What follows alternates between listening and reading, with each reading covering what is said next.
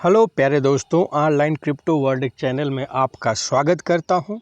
आज बच्चों बाल विकास का में जो है बाल विकास के सिलेबस के क्रम में आज हम लोग जो है कल्पना, चिंतन और तर्क का विकास के बारे में विस्तार पूर्वक चर्चा करेंगे।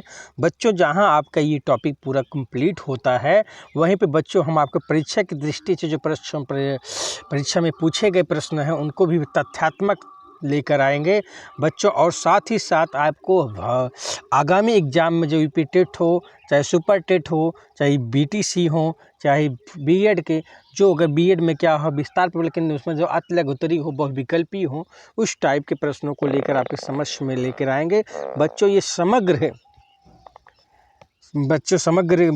शिक्षा है बच्चों, ये प्रकार से सब के लिए इम्पॉर्टेंट है। तो बच्चों देर ना करते हुए वीडियो को हम लोग शुरू करते हैं अपनी पढ़ाई को। अगर बच्चों आप चैनल पर नए आए हों प्लीज़ चैनल को सब्सक्राइब कर लीजिए, लाइक कर दीजिए, शेयर कर दीजिए। और बच्चों आप पहली बार आए हैं और सभी वीडियो जो बच्चों यूपी टेट के सिलेबस के अकॉर्डिंग क्रम वाइज आपका इसमें पढ़ाया जा रहा है। जो बच्चों आपको प्लेलिस्ट में आप जाएंगे वहाँ क्रम वाइज आपको वीडियो सब मिल जाएंगे, आप वहाँ से देख सकते हैं। सिलेबस पे भी चर्चा किया गया है विस्तार पूर्वक, क्योंकि बच्चों अगर मुझे कुछ तैयारी करना है तो पहले मुझे सिलेबस जानना है। तो भले बच्चों आपको सिलेबस जानना है तो बच्चों आप प्लेलिस्ट में जाएंगे, आपको हर टॉपिक का वहाँ सिलेबस पे विस्तार पूर्वक चर्चा किया गया है। तो बच्चों देर न करते हुए हम लोग आज चर्चा करते हैं कल्पना। क्या है बच्चों कल्पना? कल्पना, चिंतन और क्या होता है बच्चों? तर्क का विकास। कल्पना आप देखिए कैसे बच्चे काल्पनिक होते हैं, चिंतन करना और तर्क करना, ये सब बच्चों में कैसे विकास हो रहा है। कैसे बच्चों आपके घर में अगर बच्चे हैं छोटे, उनमें भी देखिए आपको तर्क कैसे करते हैं, उनका भी कल्पना है। और चिंतन कैसे करते हैं उस पर हम लोग विचार पढ़ते हैं। ध्यान दीजिए, पहले हम देखते हैं कल्पना क्या है। कल्पना, व्हाट इज कल्पना? यह देखिए कल्पना गत अनुभवों से संबंधित होती है। ठीक है, कल्पना जो होता है गत मतलब जो पिछले जो बीत गए अनुभव हैं उन्हीं पर संबंधित होता है। इसमें हमेशा नवीनतम का तत्व पाया जाता है। इसमें हमेशा क्या होता है? नवीनतम का तत्व पाया जाता है। बालक को कल्पना में यह अनुभव होता है कि कल्पना से संबंधित अनुभव नवीन है। कल्पना को परिभाषित करते हुए कहा जा सकता है कल्पना पूर्व प्रत्यक्षीकृत। क्या कहा जा सकता है बच्चों? कल्पना पूर्व प्रत्यक्षीकृत अनुभवों पर आधारित वह प्रक्रिया है जो रचनात्मक होती है, परंतु आवश्यक नहीं कि वह सृजनात्मक भी हो। बच्चों एक बार फिर से परिभाषा को हम लोग समझते हैं। क्या कह रहा, कहा परिभाषित क्या करते हुए कहा जा सकता है कि कल्पना क्या बच्चों हो सकता है?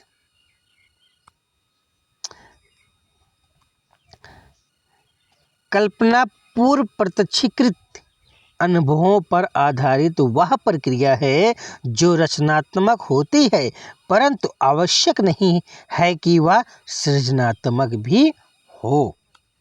बालक जब पुनः स्मरण और कल्पना करना सीख लेता है तब उसका सामाजिक संपर्क अधिक बढ़ जाता है। इस योग्यता की प्राप्त होते ही बालक उन वस्तुओं के संबंध में भी विचार करने लग जाता है जो उसके सामने नहीं होती है। कल्पना का महत्व बालक की विभिन्न विकासात्मक प्रक्रियाओं में है। बालक में अनेक क्रियात्मक कौशलों का विकास उसकी कल्पना पर आधारित होता है। तो बच्चों अब परिभाषा हम लोग कल्पना को कुछ मनोवैज्ञानिकों के अनुसार देखते हैं जो आपके परीक्षा की दृष्टि से बहुत ही इम्पोर्टेंट है। रायवर्न के अनुसार ने क्या कहा कि कल्पना वह शक्ति है जिसके द्वारा हम अपनी प्रतिभाओं का नए आकार से प्रयोग करते हैं। वह हमको अपने पूर्ण अनुभवों को किसी ऐसी वस्तु का निर्माण करने में सहायता देती है जो पहले कभी नहीं थी। मैकडूगल शब्दों में क्या, मनोवैज्ञानिक जो मैकडूगल जी हैं उनके शब्दों में क्या है? कल्पना दूरस्थ वस्तुओं के संबंध का चिंतन है। उपर्युक्त परिभाषाओं से स्पष्ट है कि कल्पना एक मानसिक प्रक्रिया है, यह स्वतः ही चलती रहती है। इसका प्रयोग क्रमबद्धता पर निर्भर करता है। कल्पना का आधार पूर्व अनुभव होता है, इसके बिना कल्पना साकार रूप नहीं ले पाती है। कल्पना का प्रारंभ और अंतःसृजन के लिए होता है। तो बच्चों, ये कल्पना के बारे में हम लोग पढ़ लिए। अब देखिए हम लोग पढ़ते हैं कल्पना का प्रकार।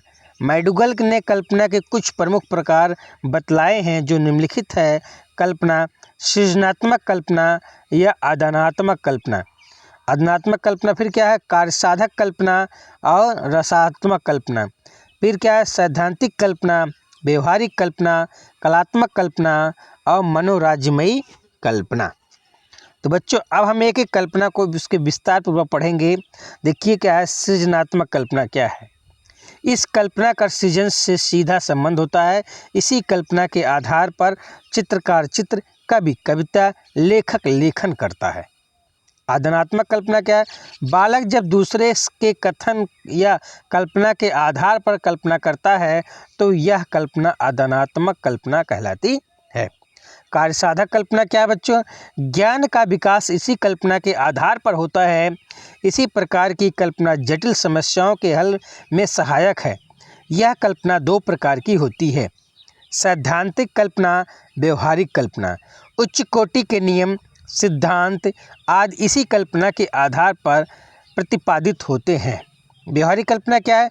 व्यवहारिक या क्रियात्मक बातों से संबंधित कल्पना व्यवहारिक कल्पना कहलाती है। व्यवहारिक जीवन में उपयोग आने वाली वस्तुओं से संबंधित कल्पना का बालकों के जीवन में बहुत अधिक महत्व है। आगे देखते हैं रसात्मक कल्पना। इस प्रकार की कल्पना को सौंदर्यात्मक कल्पना भी कहते हैं। यह इसके दो प्रमुख प्रकार हैं। कलात्मक कल्पना, मनोराज्यमयी कल्पना। कलात्मक कल्पना क्या है? नाटक, कविता, कहानी, चित्र आदि इसी कल्पना के आधार पर बनाए जाते हैं। एक लेखक अपनी कृति की रचना इसी कलात्मक कल्पना के आधार पर करता है। मनोराज्यमयी कल्पना क्या है? इसी कल्पना के आधार पर एक लेखक कल्पना में स्वाभाविकता और नियंत्रण को भूलकर अपनी कल्पना के तरंगों में गोते लगाता है। बच्चों देखिए, कल्पना विकास के निर्धारक तत्व। जो कल्पना विकास के कुछ निर्धारक तत्व हैं उन पर चर्चा हो रही है। बच्चों में कल्पना का विकास निम्नलिखित तरीकों से किया जा सकता है। भाषा ज्ञान का विकास करके। क्या? भाषा ज्ञान का विकास करके। भाषा का ज्ञान कल्पना के विकास में एक प्रमुख सहायक कारक है। जैसे जैसे बच्चों का भाषा का ज्ञान बढ़ता जाता है उसमें कल्पना करने की क्षमता भी बढ़ती जाती है। बच्चा जब किसी कहानी को सुनता है तो अनेक शब्दों को सुनकर उनसे संबंधित चीज़ों की कल्पना कहानी सुनने के साथ साथ करता जाता है। जब बच्चे के शब्द ज्ञान में वृद्धि हो जाती है तो वह शब्दों के सहारे अनेक घटनाओं की कल्पना करने लगता है। आगे देखते हैं कहानियाँ या कथाएँ। बच्चों, जो भाषा ज्ञान है, जब तक बच्चों के अंदर भाषा का ज्ञान नहीं होगा तब तक वह बच्चा कल्पना सही ढंग से नहीं कर पाएगा। क्योंकि कल्पना करने के लिए, उसको लिखने के लिए, उसको बताने के लिए हमें भाषा की ज्ञान की ज़रूरत होगी। कहानियाँ या कथाएँ। बच्चों की कल्पना के विकास में कहानियाँ या कथाएँ सहायक होती हैं। कहानियों से नए नए शब्दों का ज्ञान बढ़ता है, साथ ही कल्पना का भी विकास होता है। शिक्षक को इस बात का ध्यान रखना चाहिए कि कोई कहानी बच्चों को सुनाई जाए तो पूरे हाव भाव के साथ कहानी को आधी सुनाकर बच्चों से पूरी करवाएं। बच्चों को इस प्रकार अपनी कल्पना के माध्यम से कहानी को पूरी करेंगे।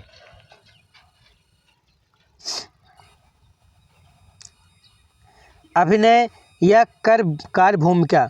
बालकों के कल्पना के विकास को अभिनय भी महत्वपूर्ण ढंग से प्रभावित करता है। बालकों के कल्पना का विकास को भी अभिनय भी महत्वपूर्ण ढंग से प्रभावित करता है। अभिनय के पात्र में बालक साहस, वीरता, नैतिकता, हास्य आदि सीखकर पात्रों के समान अपने जीवन को ढालता है। इससे उसका अनुभव और कल्पना शक्ति बढ़ती है। दूसरे अभिनय करके बालक स्वयं अनेक नए अनुभव प्राप्त करता है। कविताएं बालकों के कल्पना विकास को कविताएं भी प्रभावित करती हैं। जिन कविताओं में कल्पना का पुट जितना ही अधिक होता है, वे कविताएं कल्पना विकास का उतना ही महत्वपूर्ण साधन होती हैं। आगे देखते हैं तो बच्चों, साहित्य या चित्रकारी आदि। बालकों के कल्पना विकास को साहित्य, चित्रकारी, शिल्प और संगीत आदि भी महत्वपूर्ण ढंग से प्रभावित करते हैं। इन सभी साधनों से बालक प्रारंभ से ही अपने आप को अभिव्यक्त करना सीखता है। इस प्रकार की अभिव्यक्ति जितनी ही अधिक होती है, उसकी कल्पना शक्ति के विकास की भी उतनी ही अधिक संभावनाएं होती हैं। जन माध्यम, सिनेमा, रेडियो और टेलीविज़न जैसे माध्यम बालकों में कल्पना शक्ति का विकास या कल्पना शक्ति विकसित करने में सहायक होते हैं। बच्चों के लिए बनाई गई कार्टून फिल्में तो कल्पना विकास में बहुत अधिक सहायक होती है। जो छोटे बच्चे होते हैं, उनको अगर कार्टून की फिल्में दिखाई जाए तो एक एक पॉइंट को उनके मन में बैठ जाता है। आप उनसे सुनेंगे, पूछेंगे तो उसके बारे में बच्चे विस्तारपूर्वक बताते हैं, या जो उनको याद रहता है उसके बारे में वो बताते हैं। कल्पना का विकास, डेवलपमेंट ऑफ इमेजिनेशन। अनेक मनोवैज्ञानिक इस बात से सहमत हैं कि कल्पना का विकास बालक में उस समय से प्रारंभ हो जाता है जब से उसमें भाषा का विकास प्रारंभ हो जाता है। 2 वर्ष की अवस्था तक बालकों की कल्पना का विकास बहुत मंद गति से होता है, परंतु 2 वर्ष की अवस्था के बाद कल्पना का विकास तीव्र गति से होता है। पियाजे का विचार है कि बालक में प्रारंभ में पुनरुत्पाद कल्पना पाई जाती है। बालक में कल्पना का विकास वैसे वैसे बढ़ता जाता है जैसे जैसे उसमें प्रतिमाओं का विकास होता है। उसमें इन प्रतिमाओं को संरक्षित बौद्धिक कार्यों में संगठित करने की योग्यता बढ़ती जाती है। 4 या 5 वर्ष का बालक अनेक प्रकार की कल्पनाएं करता है, जैसे मम्मी बाजार से खिलौने और मिठाई ला रही होंगी, लकड़ी के बर्तनों से खाना पकाने का खेल आदि। लगभग 5 वर्ष की अवस्था से ही बालक रचनात्मक कल्पना का विकास होने लगता है। वह केवल डंडे या छड़ी को घोड़ा समझकर उस पर सवारी करता है। उत्तर बाल्यावस्था से ही बालकों में मनोरंजमयी कल्पना का विकास तीव्र गति से प्रारंभ हो जाता है। इस अवस्था के अंत तक वह भाग्य, मंत्र और जादू आदि के संबंध में कल्पना करने लग जाते हैं। किशोर अवस्था तक बालक की कल्पना का अधिकांश विकास हो चुका होता है। इस अवस्था में बालक बालिकाएं बहुधा विपरीत लिंग के लोगों के संबंध में कल्पना करने लग जाते हैं। अधिकांश बालकों में आयु बढ़ने के साथ साथ गंभीरता आती जाती है। वे वास्तविकता से अधिक संबंधित होते हैं। कल्पना का उपयोग तो अधिकांशतः रचनात्मक कार्यों या सृजनात्मक में करते हैं। अब बच्चों हम देखेंगे चिंतन। क्या है थिंकिंग, सोच। ठीक है बच्चों, इसमें चिंतन का अर्थ, परिभाषाएं, चिंतन के उपकरण, साधन, चिंतन के प्रकार, चिंतन वृद्धि के तरीके या विधियां, इस पे चर्चा होगी, तो ध्यान दीजिए।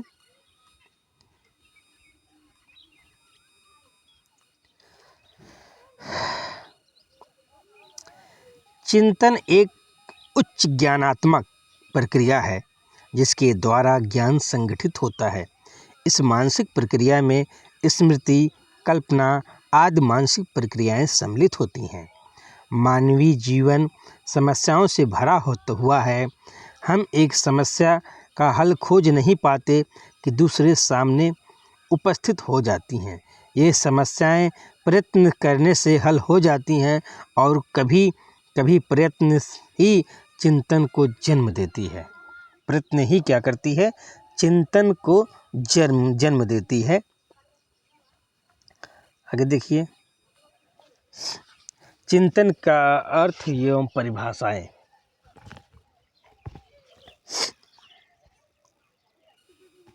दर्शन शास्त्र ने यह सिद्ध कर दिया है कि विश्व की प्रगति मानव की चिंतन शक्ति पर निर्भर रहती है। चिंतन के द्वारा वास्तविकता का पता लगाया जाता है और वास्तविकता विज्ञान को जन्म देती है। अतः चिंतन शब्द का प्रयोग याद, कल्पना, अनुमान आदि रूपों में प्रयोग किया जाता है। प्रत्येक प्रकार के चिंतन कोई न कोई दिशा अथवा लक्ष्य अवश्य होता है। चिंतन में बालक क्रियाशील रहता है। चिंतन वस्तुओं, प्रतिमाओं और प्रतीकों आदि किसी के भी संबंध हो सकता है।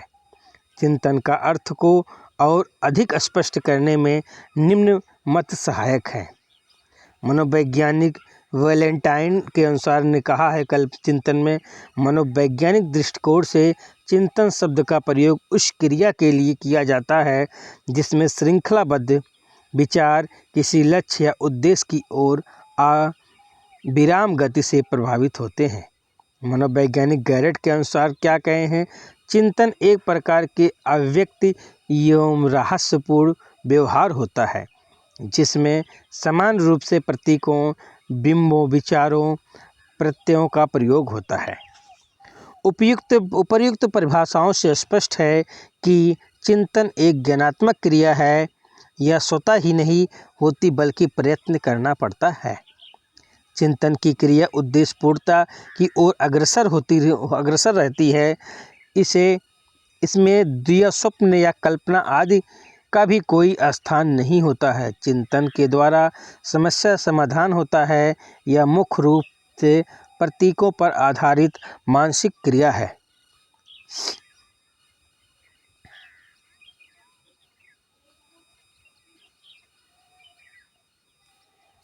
आगे देखिए, चिंतन के उपकरण या साधन। विभिन्न विद्वानों ने अपने अध्ययनों के आधार पर चिंतन प्रक्रिया का आधार स्तंभ या उपकरण निम्नलिखित भागों में प्रस्तुत किया है। प्रतिमाएं। मानव अनुभव प्रतिमाओं के आधार पर व्यक्त होता है कि हम जो कुछ देखते हैं, करते हैं या सुनते हैं, सभी का आधार मन में विकसित प्रतिमा होती है। इसलिए इनको स्मृति प्रतिमा, दृश्य प्रतिमा, कल्पना प्रतिमा आदि नाम देते हैं। ये प्रतिमाएं वस्तु, व्यक्ति एवं विचार से निर्मित होती है। चिंतन में इन्हीं को आधार बनाया जाता है। प्रत्यय या कॉन्सेप्ट। चिंतन का महत्वपूर्ण साधन प्रत्यय भी माना जाता है। इसके द्वारा हमें संपूर्ण ज्ञान का बोध होता है। जैसे हाथी शब्द सुनकर हमारे मस्तिष्क में हाथी से संबंधित संचित प्रत्यय जाग जाता है और संपूर्ण ज्ञान का अभ्यास होने लगता है। प्रतीक एवं चिन्ह। Symbols of science and science. Sign क्या है? साइन मतलब चिन्ह। प्रतीक एवं चिन्ह मूक रहते हुए भी अपना अर्थ स्पष्ट या व्यक्त करने में समर्थ होते हैं। सड़क पर बने हुए प्रतीक या चिन्ह हमें सही गति एवं सुरक्षा को स्पष्ट करते हैं। इसी प्रकार गणित में प्लस या गुणा का चिन्ह भी अर्थ स्पष्ट करता है कि हमें क्या करना है। भाषा। विद्वानों ने भाषा के पीछे चिंतन शक्ति बतलाया है। सामाजिक विकास में भाषा संकेतों एवं इशारों से भी प्रकट होती है, जैसे मुस्कुराना, भाव चढ़ाना, अंगूठा दिखाना आदि। इन सब का दैनिक जीवन में प्रयोग किया जाता है तथा बिना बोले अर्थ को लगाना या समझाना प्रचलित है। इन सब के पीछे चिंतन शक्ति है जो अर्थों को स्पष्ट करती है।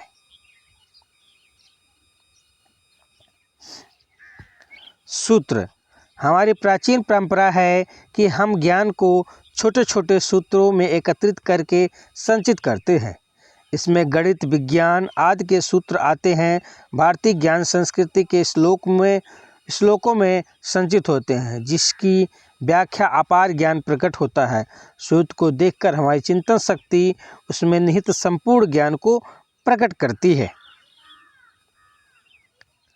चिंतन के प्रकार। Kinds of thinking. चिंतन को 4 रूप में विभाजित किया जाता है जो निम्नलिखित है। प्रत्यक्षात्मक चिंतन, यह वह चिंतन है जो वस्तुओं और परिस्थितियों के प्रत्यक्षीकरण से संबंधित होता है। बालक अपने चारों ओर के भौतिक और मनोवैज्ञानिक वातावरण में जिन वस्तुओं और परिस्थितियों को देखता है या प्रत्यक्षीकरण करता है, उनके संबंध में जो चिंतन होता है वह प्रत्यक्षात्मक चिंतन कहलाता है। कलात्मक चिंतन, जब उद्दीपक वस्तु या पदार्थ उपस्थित नहीं होता है तब उसकी कल्पना की जाती है। इनके अभाव में इनकी मानसिक प्रतिमा बनाकर इन प्रतिमाओं से संबंधित चिंतन कल्पनात्मक चिंतन कहलाता है। प्रत्ययात्मक चिंतन, यह अपेक्षाकृत अधिक उच्च प्रकार का चिंतन है। इसकी बालकों में तभी अभिव्यक्ति होती है जब बालक में प्रत्ययों का निर्माण प्रारंभ होता है। एक बालक में जितने ही अधिक प्रत्यय निर्मित होते हैं उसमें उतना ही अधिक प्रत्ययात्मक चिंतन नहीं पाया जाता है। इस प्रकार के चिंतन में को विचारात्मक चिंतन या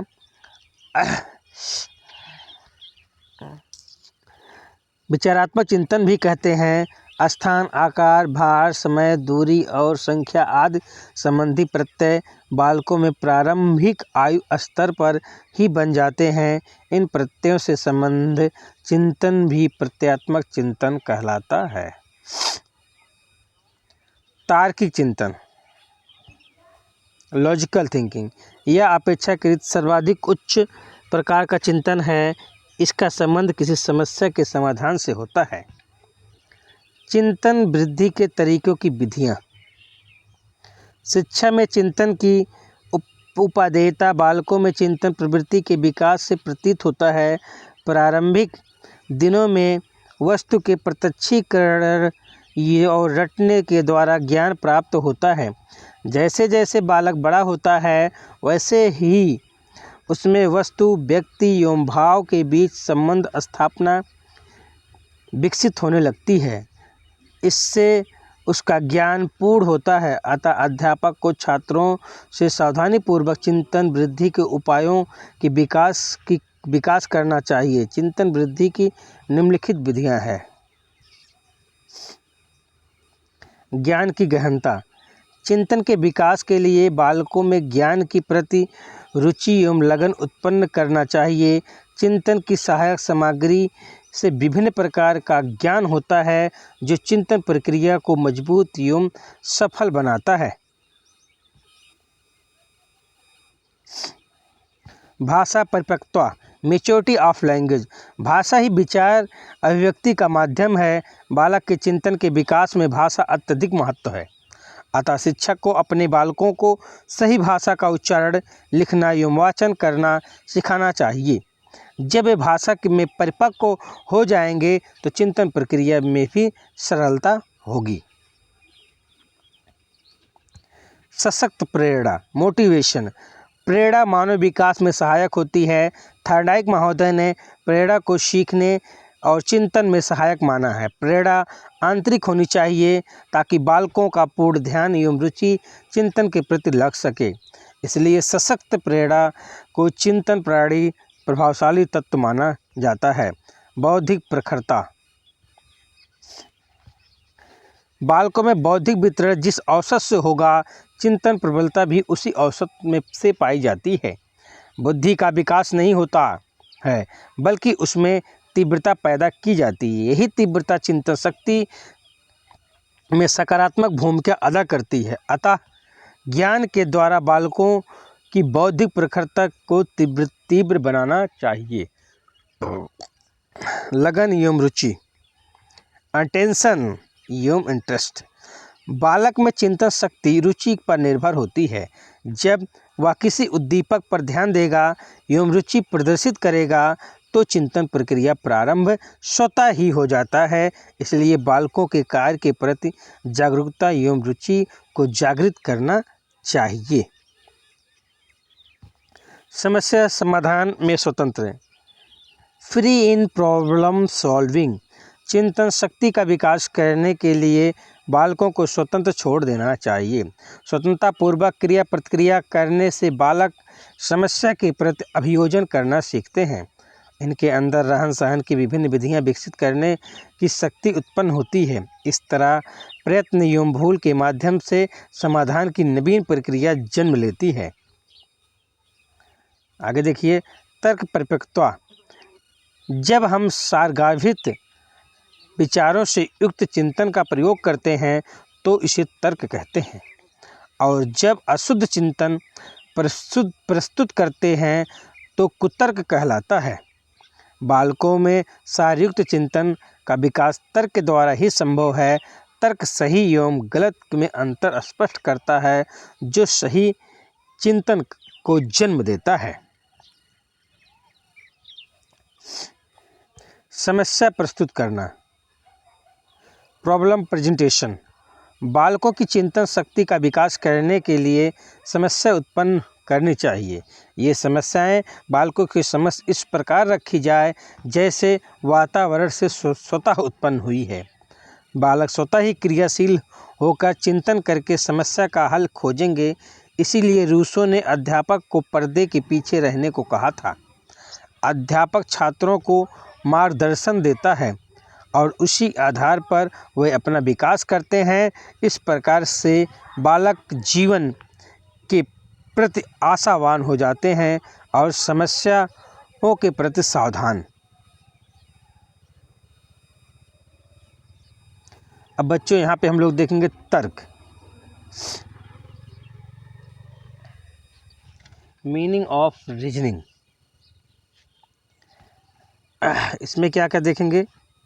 इसमें बच्चों देखेंगे तर्क का अर्थ एवं परिभाषाएं, तर्क का प्रकार एवं तर्क के विकास की विधियां।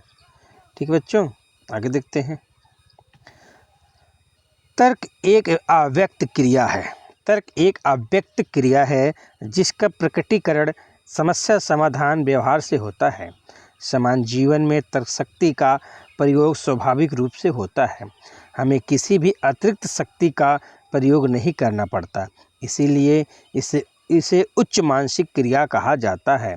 साक्षात्कार या परीक्षा के समय तर्क द्वारा दिए गए उत्तर अधिक स्पष्ट एवं बौद्धिक क्षमता के परिचायक होते हैं। अतः तर्क वह प्रक्रिया है जो उपस्थित समस्या के लिए उपयुक्त हल प्रस्तुत करते हैं ताकि समस्या का हल शीघ्र प्राप्त हो जाए। कुछ देखते हैं परिभाषाएं जो हैं, क्या है परिभाषाएं, ध्यान दीजिए। गैरेट के अनुसार मन में किसी उद्देश्य एवं लक्ष्य को रखकर कर्मानुसार चिंतन करना तर्क कहलाता है। मन में किसी उद्देश्य एवं लक्ष्य को रखकर कर्मानुसार चिंतन करना तर्क कहलाता है। ये देखिए, वुडवर्थ के शब्दों में तर्क में तथ्यों सिद्धांतों जो स्मृति या वर्तमान निरीक्षण द्वारा प्राप्त होते हैं को परस्पर मिलाया जाता है, फिर उस मिश्रण का परीक्षण में से निष्कर्ष निकाला जाता है। ये वुडवर्थ के अनुसार है। आगे देखते हैं। उपयुक्त परिभाषाओं से स्पष्ट है कि तर्क शक्ति का प्रारंभ लक्ष्य प्राप्ति के लिए होता है। इसका प्रारंभ प्रतिक्रिया की शिथिलता से भी होता है। तर्क में पूर्व ज्ञान, पूर्व अनुभव तथा पूर्व अनुभूतियों का विश्लेषण किया जाता है।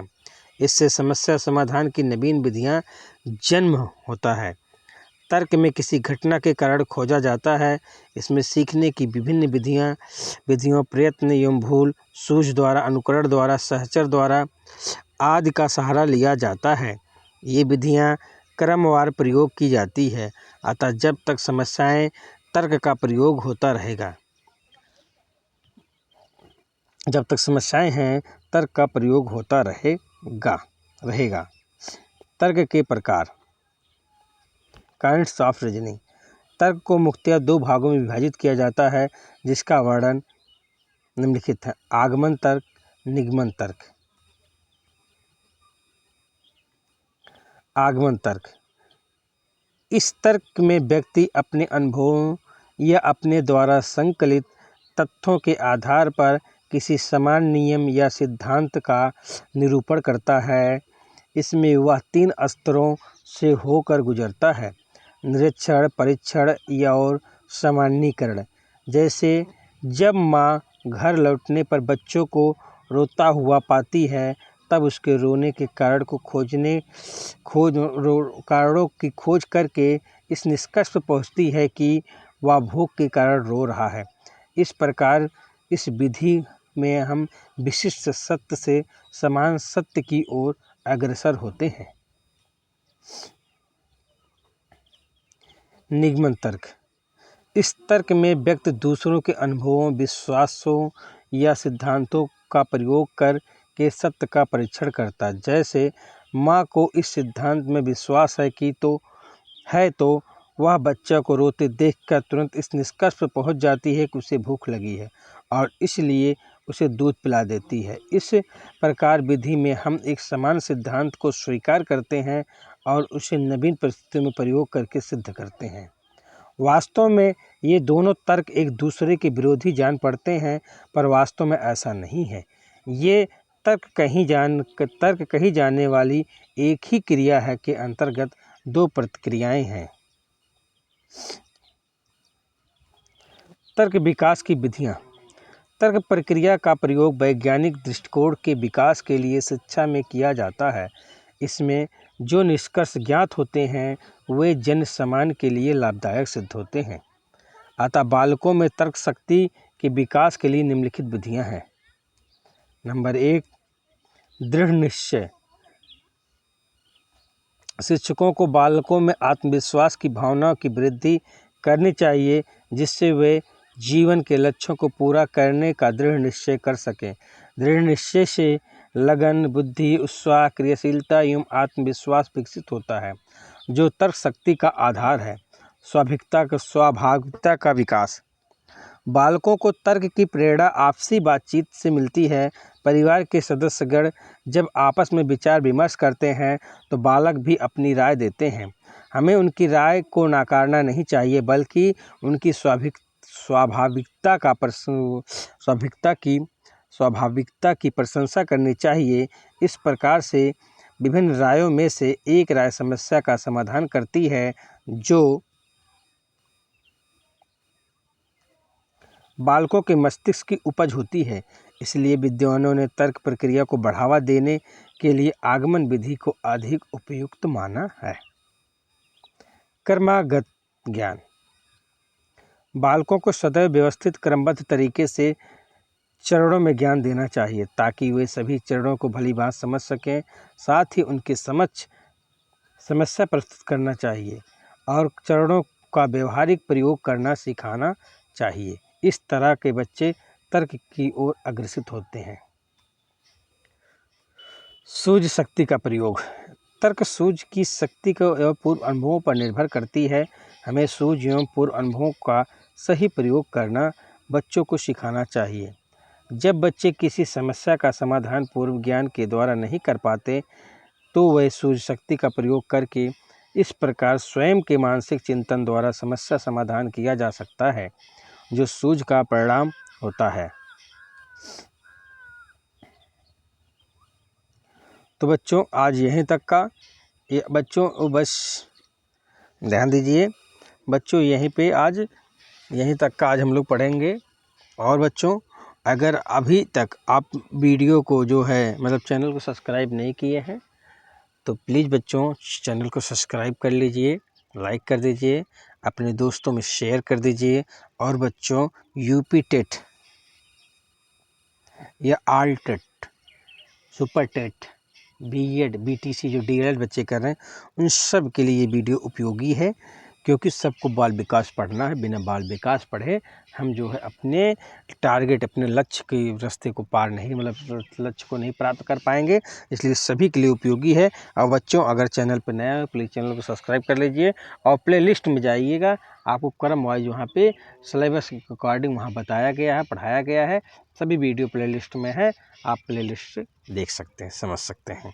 अभी बच्चों हम लोग समग्र पूरा अपनी जो है समग्र सोच विकसित कर रहे हैं, पूरा विस्तार रूप से समझ रहे हैं। इसीलिए जब आप परीक्षा का नोटिफिकेशन आ जाएगा तब आपको आपके परीक्षा की दृष्टि से जो यूपी टेट से पूछे जाएंगे कंसेप्चुअल, पहले यहाँ पे अपनी सोच जान लें, कल्पना क्या है उसका विस्तार पूर्वक हम जो है पढ़ लें, क्योंकि तब हमारे पास विस्तार पूर्वक पढ़ने का समय नहीं रहेगा। क्योंकि नोटिफिकेशन जब आएगा तो आपको 2 या 1.5 महीने आपको मौका देगा एग्ज़ाम का, तो बच्चों इसमें हम पूरा विस्तार नहीं पढ़ पाएंगे। इसलिए अभी मेरे पास पूरा समय है, तो आप विस्तार से पढ़िए, समझिए, और जो आपके संपर्क में बच्चे हैं उनको भी इस वीडियो को शेयर करिए, वो भी समझ करके अपनी समझ को विकसित करें, जिससे जब यूपी टेट का नोटिफिकेशन आए तुरंत आपको उसकी जो है और बढ़िया बेहतर से बेहतर ये आपका इसमें हेल्प कर सके। ठीक है बच्चों, आज यहीं तक का, आप प्लेलिस्ट में जाके सब देख सकते हैं।